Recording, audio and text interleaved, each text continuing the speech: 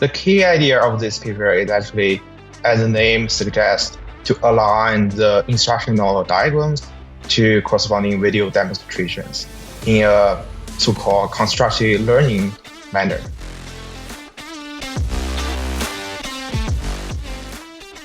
Welcome to Talking Papers, the podcast where we talk about papers and let the papers do the talking. We host early career academics and PhD students to share their cutting-edge research in computer vision, machine learning, and everything in between. I'm your host, Itzik Ben Shabbat, a researcher by day and podcaster by night. Let's get started.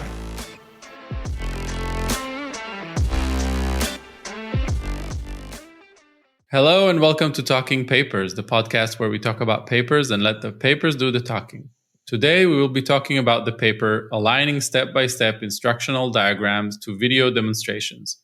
This paper was accepted to CVPR 2023, and I am happy to host the first author of the paper, Jiahao Zhang. Hello and welcome to the podcast. Can you introduce yourself? Sure. Hi, Zeke. Thanks for having me for this podcast. It's really nice to be here. And my name is Jiahao Zhang. I just started my second year as a PhD at ANU. And I'm mainly under the supervision of Professor Stephen Good. And my main research interest lays in video understanding. Great. And who are the co-authors of this paper? Yeah, we have quite a list of co-authors. And we have Anu from the MORO, Mitsubishi Electric Research Lab. And then we have Yanbing, who's actually one of the postdocs in our group. And we have Isaac, our host for today's episode. And we have Christian. He was at the Australian Institute for Machine Learning when we are doing this work. And also my supervisor, Stephen Good. Okay, so before we dive in a TLDR kind of format, 2-3 sentences, what is this paper about? Yeah, so just as the name suggests, this paper is quite simple. It's trying to align the instructional diagrams to corresponding video demonstrations in a contrastive learning manner. So the instructional diagrams are those images or diagrams from the manual book using from like furniture assembling manuals, and the video demonstration will be assembling videos from YouTube. Okay, so this sounds like a very interesting task, and let's dive into the introduction. Sure. I think it's really important to first kind of specify exactly what the paper is doing in an input-output kind of basic format, right? So your input is this manual, right? And when we say manual, we're talking about this kind of IKEA furniture, very abstract illustrations and images, like black lines on white paper, that we want to align or find the video segment in kind of any YouTube video, right? So we get a manual, we want to find the video segment that corresponds to it, and vice versa, right? We get a video segment, we want to find the manual. Manual. Yes, the corresponding manual that matches that video segment. Yeah. Okay, exactly. so tell me, why is this an important problem to solve? Yeah. For real applications, we can imagine that when you are assembling a furniture, like at your home, and you can have a camera in front of you. For example, just use the front camera of your cell phone. And during the assembling process, the application in the cell phone can automatically detect which step you are at and show the corresponding diagrams for you to instruct what the next step is or what the current step is. And it will be much even better if we can like detect whether you are doing the wrong steps during the assembling. And from a research perspective, there is actually a set of tasks called temporal sentence grounding in videos instead of ground diagrams in the video, actually grounding the sentence into the video. For example, given a video and a sentence, the model is trained to predict the start and end timestamp for a corresponding video segment. The issue of this kind of task is that most of the ground truth sentence is actually the narratives of the video, the subtitles of the video, which is automatically generated by the auto-speech recognition, which in short ASR. But for assembling video, there is no such thing at all, because the assemble process can be very long and people just won't give any description about what he's or she's doing during the assembling. So we cannot get those ground truths. And I would say that language can be ambiguous because there's a saying actually called "a picture is worth 1,000 words." So it's more good to use the diagrams instead of the sentence to describe the assembling procedure. Yeah, I think this is like the problem that this paper addresses, something that every person out there, not only researchers, can relate to, right?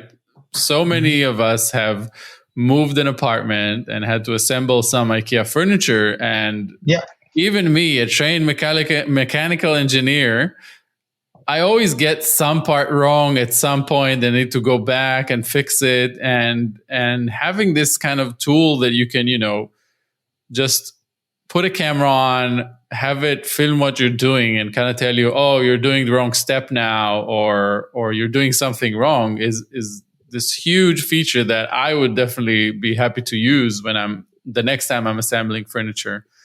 And as you said, like a picture is worth 1,000 words. As a mechanical engineer, I once tried to, describe an assembly using text. It takes a lot of very detailed explanations that often people don't really understand. But if you show it in a picture, they would immediately pick up what you want them to do. Exactly. So this is like a very exciting field of research to be emerging now. So tell me, so what are the main contributions of this paper?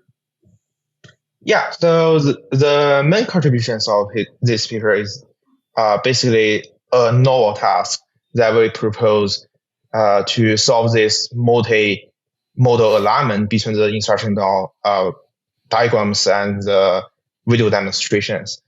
And we also apply different types of contrastive laws to tackle this issue.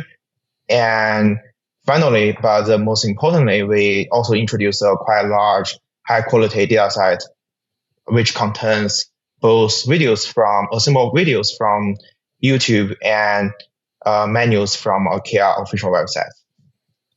Right. So dataset, task, and losses to train that. I can't wait to get into the details with you. But before we do that, let's talk a little bit about the related work section. So which papers would you recommend anyone that wants to read your paper?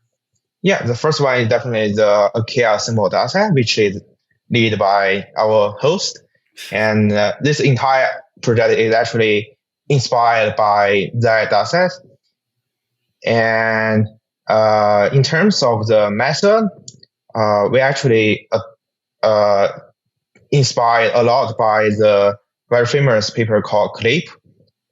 It's learning transferable visual models from natural language. And that model is developed by a very famous company called OpenAI. And the idea behind that paper is quite simple. It's just use two encoders, one for the text and one for the image. And they want to train a joint image text embedding space to make the positive pairs of image text to be close to each other and the negative pairs to be far away from each other in that space. And besides that, we also use the very famous ResNet as our image encoder and use a video encoder called SlowFast. Right. All right, So I I'll think make sure that. to, yeah, I'll make sure to put links in the description of the episode to all of these papers. So Mhm. just to recap, you mentioned the IKEA Assembly dataset paper, the clip paper, and slow, fast, and resonate. Yeah, All sure. right.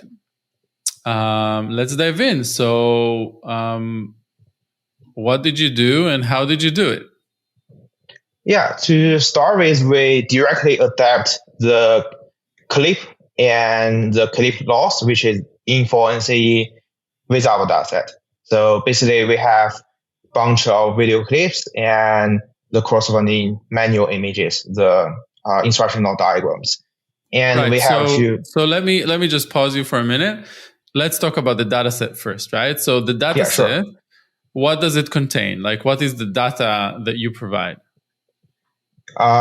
Sure. So the dataset is called IKEA Symbol in the Wild, and it contains 420 IKEA furniture, and I crawl them from the IKEA website, and it contains 14 categories. And in total, we have 1,005 raw videos crawled from YouTube, and that consists of around 183 hours. We also have 4 actual attributes for each video, which is first or third person view, the camera is fixed or it's moving, and the environment is indoor, outdoor, and also the number of assemblers. And in total, we have more than 8K assemble step images, which is manually cropped out from the page of the menus. All right. And finally, we also have the ground truth alignment between the video clips and the steps, which is around 114 hours of the video. Right. Wow. So this was a huge effort to collect and annotate, I'm sure. But let me just recap this real quick, right? You have the manuals and you have these videos that you kind of collected from YouTube. Now, it's important to say that YouTube videos are very unstructured, kind of like everybody does whatever they want. Some people have narration, some use a moving camera, some a fixed camera. Some do it from a first-person view. Some do narration, and it's really, really challenging, right? All of this variation. This is why we call it in the wild. In the wild, Yeah. right? Exactly. Yeah. And then what you did to annotate, right, was to and use Mechanical Turk for that, right? Was to basically take the videos and the corresponding manual and have them kind of aligned, right? So you have an image. And you say which part of the video corresponds to that manual image. Okay, so let's talk about the task now. So what is the task? We actually model this alignment task as a two-way retrieval. So the first would be video to diagram. So given a video clip, we want to find the corresponding step diagram. And the second one would be the diagram to video, which means giving image of the step, we want to find the corresponding video clip or video segment. And basically that's two retrieval tasks. Okay, so now what did you train? Like what's trained here, right? We have the data, we have it labeled, we have the task very well defined. So how do you do it now?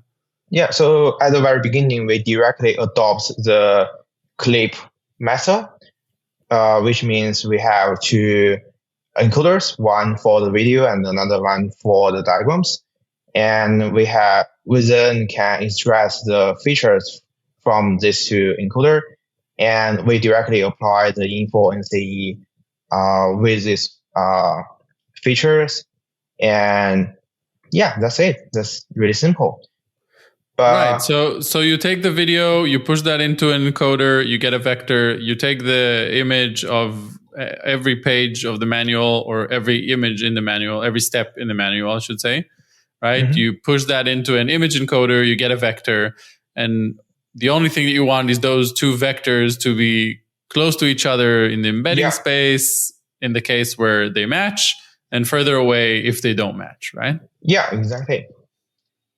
But just by using the original clip does not really help solving the problem, because we encountered a very serious problem of collision. So from the original clip paper, they just randomly sample those text image pairs, and we also randomly sample text diagram video pairs. But as the scale of the dataset is really different, our dataset, although in terms of the video length is already very large, but in terms of the quantity, in terms of the video number of the videos, is relatively small comparing with the dataset that clip uses. So in practice, when we are sampling the diagram video pairs, we have a lot of collisions. And as we increase the batch size, we have more collisions, more duplications, which makes the info-NCE basically wrong, because we have a lot of positive samples of the diagonal.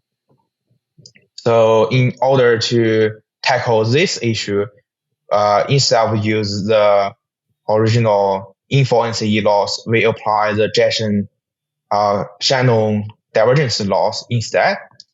And by ablation study, we have performance boost by just swapping the loss for it. Right. So you basically kind of added or swapped this loss to improve the performance in order to overcome this kind of collision problem. Yeah. But you introduced other losses, right? Yeah, sure. And then we found an important prior, which is that we already know the correspondence between the video and manual. So there's no need for us to align the video and the diagram pairs like globally from the entire dataset. So instead of doing the JS divergence loss, we still random sample the video clips, but for each video, we only contrast the video clips with all the steps from the corresponding menu, instead of contrast that video clip across the entire dataset. And by doing so, we also have some performance gain. There was another loss though, right? Yeah, there's another one, which is called intra-menu contrastive loss. The idea behind this one is that when we just flatten the entire menu into steps, and the main structure, the main frame of the furniture start to exist from the very beginning all the way through to the very end of the menu. So when we want to like distinguish the difference between the steps to align them back to the video, we need to really focus on the difference of adjacent step diagram. And yeah, in order to do so, we apply another contrast loss within a menu, and we use a normal distribution to model the difference of the step images, where the mean would be the corresponding index of that step, and the variance is a learnable parameter. Right. So basically, if I have to kind of quickly recap this, right, you introduced 3 different losses. One is to overcome this kind of problem within the data that you kind of have a lot of false positives, alignments, right? Yeah. In the second loss, you introduced this kind of prior, right, that you don't need to do global alignment. And then in the final one, you kind of tackle the the internal alignment, like you use the internal alignment information to kind of boost performance even further, right? Yeah, sure. Okay, yes. Very interesting. So yeah, I think we can move on to the results. So how do you evaluate this task? Because we already model this alignment task as two retrieval tasks, so we directly use retrieval or the matrix for retrieval, which basically is top one accuracy. We also introduced another one called average index error, which is basically the absolute error of the ground truth index and the predict index. And for the other retrieval task, we use the recall at 1, at 3, and also the area under the ROC curve. Right. I think we kind of jumped to the result too soon, right? Because there are two other points in the method that we should talk about, right? You had this, I can't remember the acronym, but there's this positional encoding. Yeah, exactly. Yeah, so tell me about what is this positional encoding? What does it do? So the idea behind this so-called sinusoidal progress rate feature is that we observe that in our dataset there is a positive correlation between the progress of the video and step index. So for example, if you are already at the second half of the video, you can be really doing the first step, right? So most likely you are doing the like those steps in the second half of the manual book. That's the idea behind this feature. And at the very beginning, we also try to directly apply the positional embedding, which is quite famous from the original transformer paper. But by doing application study, we found that the positional embedding actually harms the performance. So we kind of propose this sinusoidal progress rate feature to model this positive correlation relationship between the video and the step.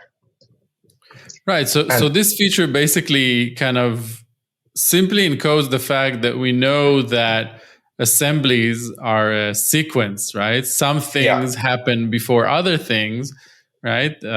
Especially in the beginning and at the end, right? Maybe in the middle you can swap some steps, right? But if you look at the kind of whole video from start to end, there's no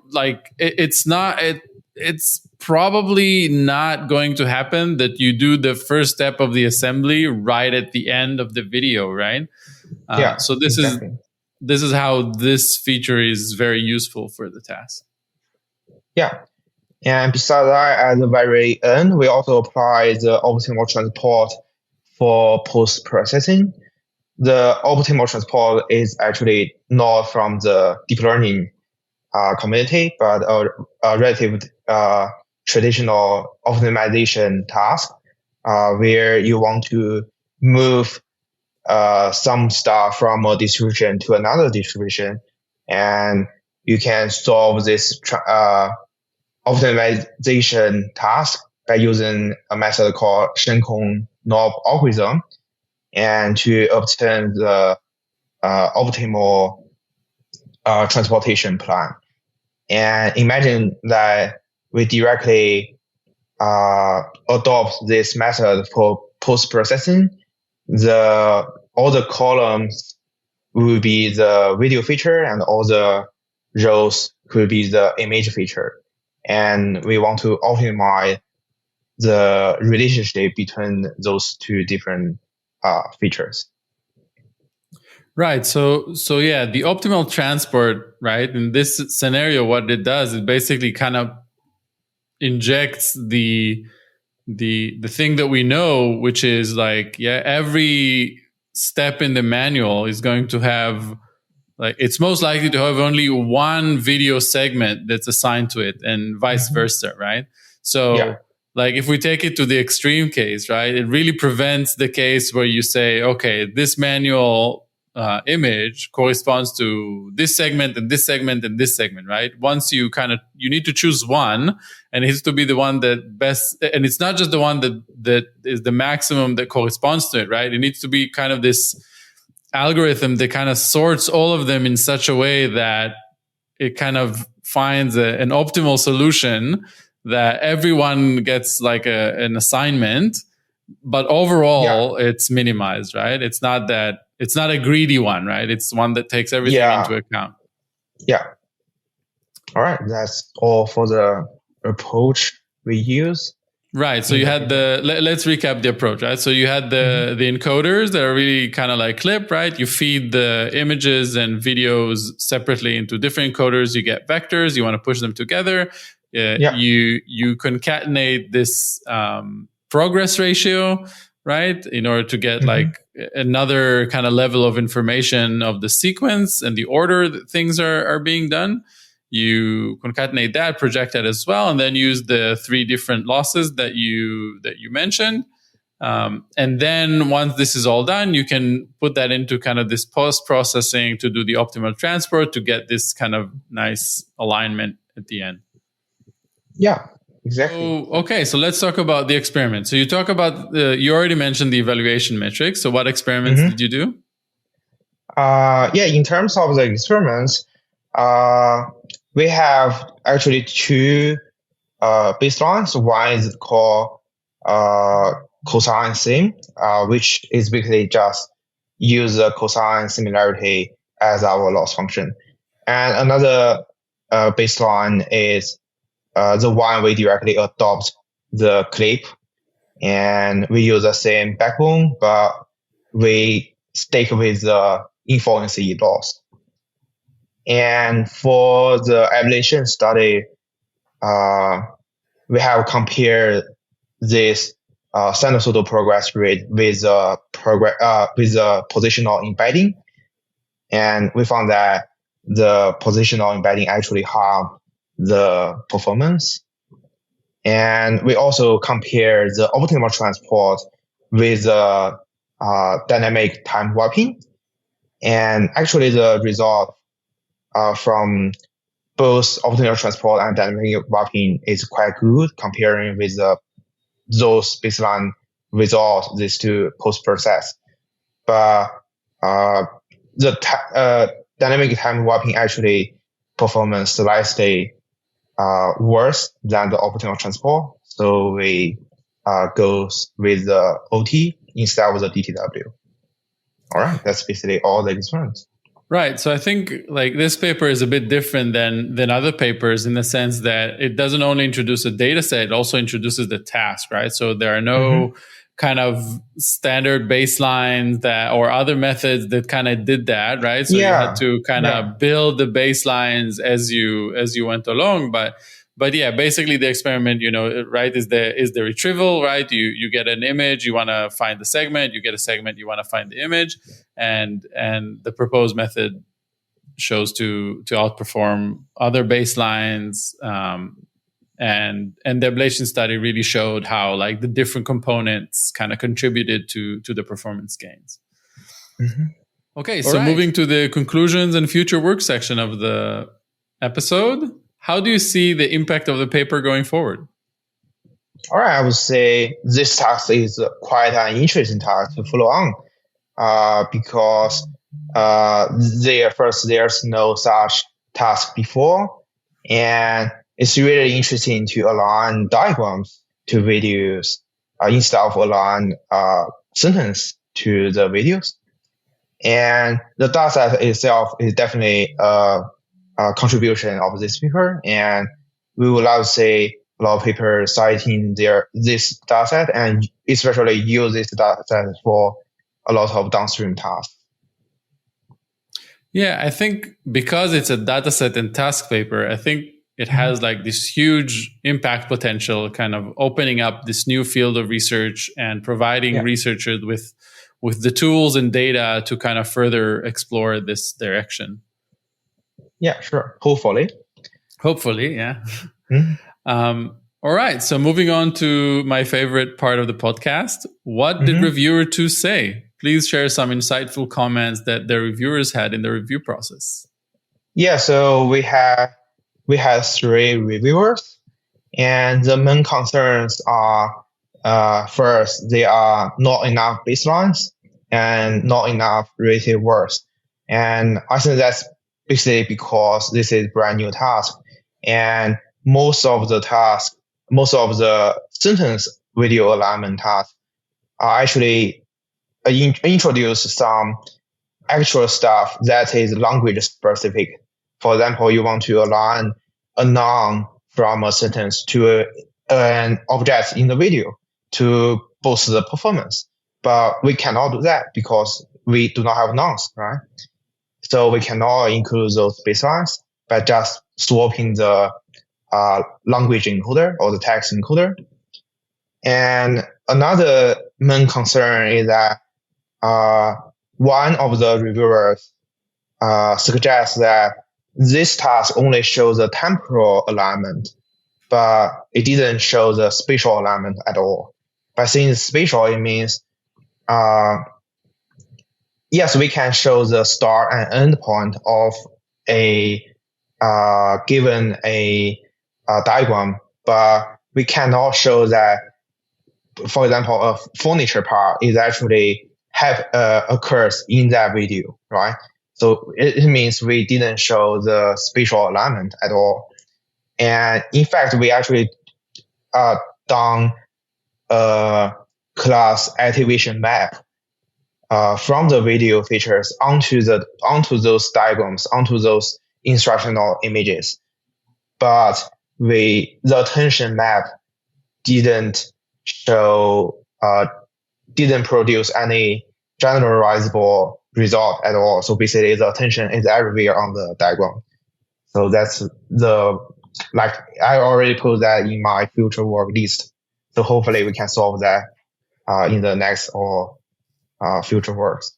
Yeah, I think this comment is I think we even discussed this before we submitted the paper, right? That we said, well, we know the when, right? We know how to align the when, but what about the where, right? Where in the image or where in the video does the assembly take place? And because it's in the wild, right, it could be very, very different from video to video. So I think there's a very interesting challenge here that the reviewer picked up and maybe your or somebody else's future work can focus on.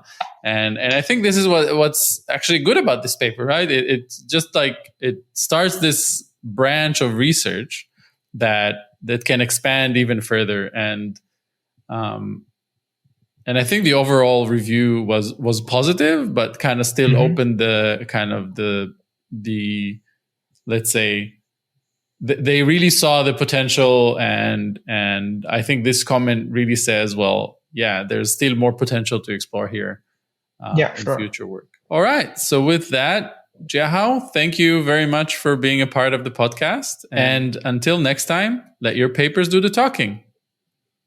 All right. Thank you. And now for a word from our sponsor.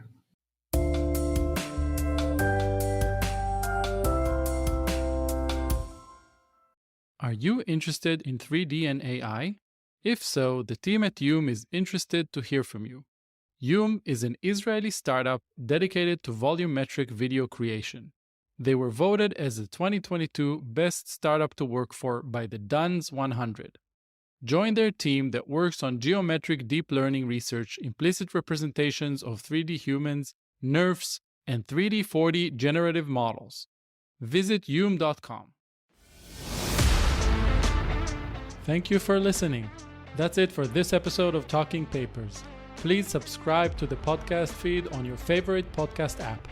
All links are available in this episode description and on the Talking Papers website. If you would like to be a guest on the podcast, sponsor it, or just share your thoughts with us, feel free to email talking.papers.podcast@gmail.com. Be sure to tune in every week for the latest episodes. And until then, let your papers do the talking.